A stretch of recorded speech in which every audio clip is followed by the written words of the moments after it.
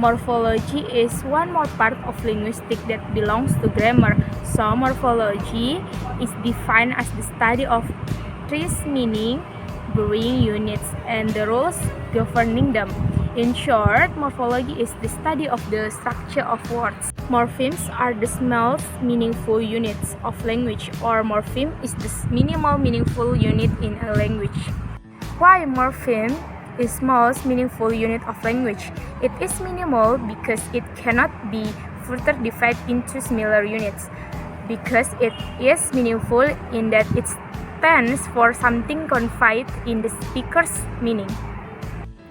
Morphemes have two types. The first is free morphemes, and the second is bound morpheme. Free morpheme is a morpheme that can stand alone as a word in a sentence and can function independently. For example, cat, bought, in, on. Well, free morphemes are divided into two kinds, namely, the first is lexical morpheme. Lexical morpheme is a type of free morpheme that forms meaning a sentence, phrase, or expression. This type of morpheme can convey the context of the message we convey. Free morpheme, which is included in the lexical morpheme, is a morpheme that belongs to the categories of nouns, adjectives, verbs, and adverbs. Below are some examples of lexical morphemes. For noun is chair, cat, English. Adjective, brave, nice, difficult. Verb, read, run, swim. And adverb, soon, very, never. The second is functional morpheme. Functional morpheme is a free morpheme that acts as a glue or link in a sentence.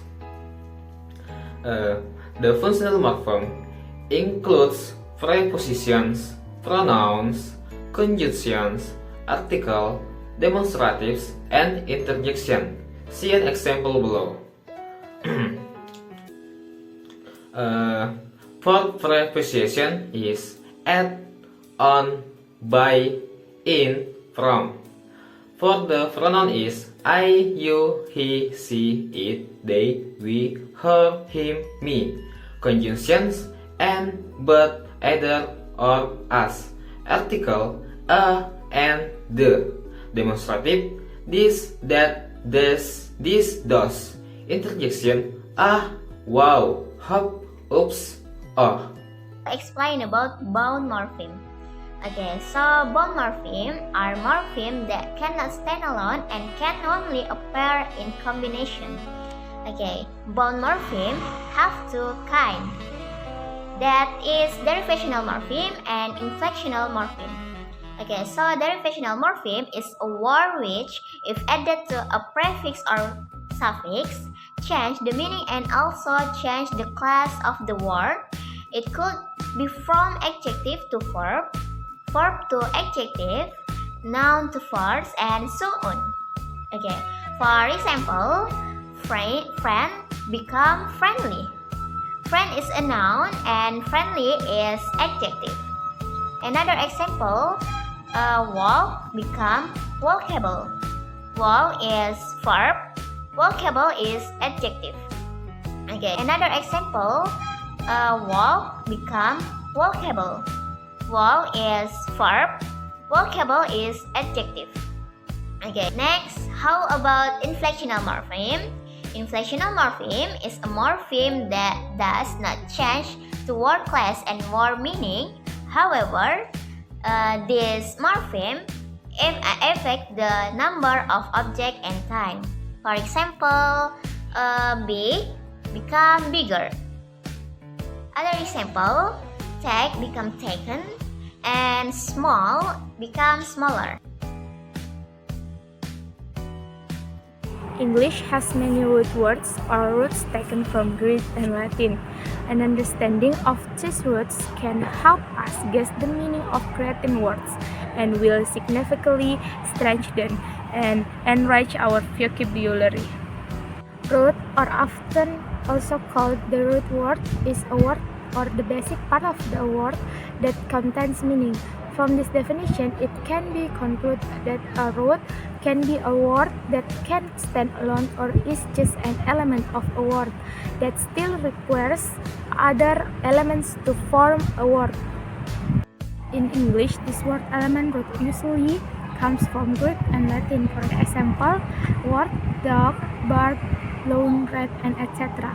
For example, word elements, the first is carn, the meaning meat in the word carnivores, and the second app, the meaning far from in the word abnormal, and the third endo, the meaning inside in the word endotherm, the fourth cave, the meaning tag in the word perceive. From the examples given, it can be seen that the root can be a whole word or just a word element. Okay, next I will explain about prefix. Prefix can be a noun or a verb. As a noun, it can mean a group of words placed at the beginning of a word to create a new word, or a title used before a person's name. As a verb, it can mean to fix or appoint beforehand or to place in front. Prefix is a letter added before a root word at the beginning of a word. Next, example of prefix. Prefix anti. Anti. Okay, meaning of anti, before or prior to. Yeah, example word from anti, September. September. Yeah, September. Other example, anterior. Anterior. Okay, next prefix. Okay, next prefix. Although. Although.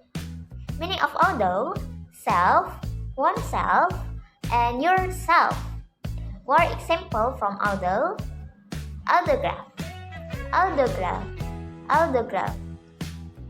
Other example, autonomy. Autonomy.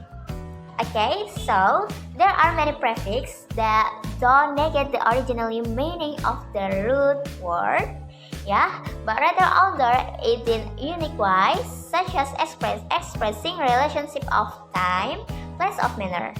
I think that's all from me. For the suffix is a letter or group of letters that is placed at the end of a word or word or the simplest form, best form of a word and cannot be broken down further. The purpose of adding suffixes or endings is to produce new words. Suffixes are not words and certainly cannot stand alone in a sentence. Type suffix is divided into two, namely, the first is derivational suffix. New words are generated through a process called derivation, the process of forming derivation words, where the meaning will be different from the previous word or root. Example, noun suffix sc, h, l, n, ian, ens, nc, n, rw, ed, asian, dom, us, full, hood, ing, ivy, man, nurse, or receive. Example of derivation words is happiness, kingdom. First suffix is ed, n, or iv, ic. Example of derivation words is activate, widen. Adjective suffix is able, all, and, rw, ic, less. Example of derivation words is playful, friendly.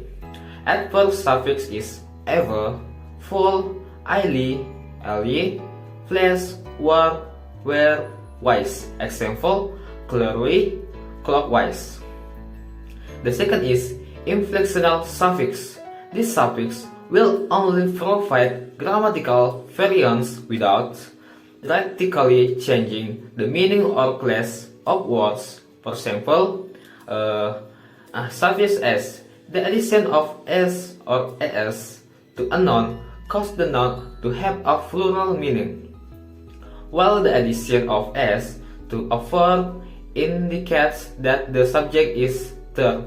Example, book to box, book to books, box to boxes, worker to workers. A suffix ings in adding ing to a verb change it to a progressive or continuous form. Example: boil to boiling, study to studying, swim to swimming.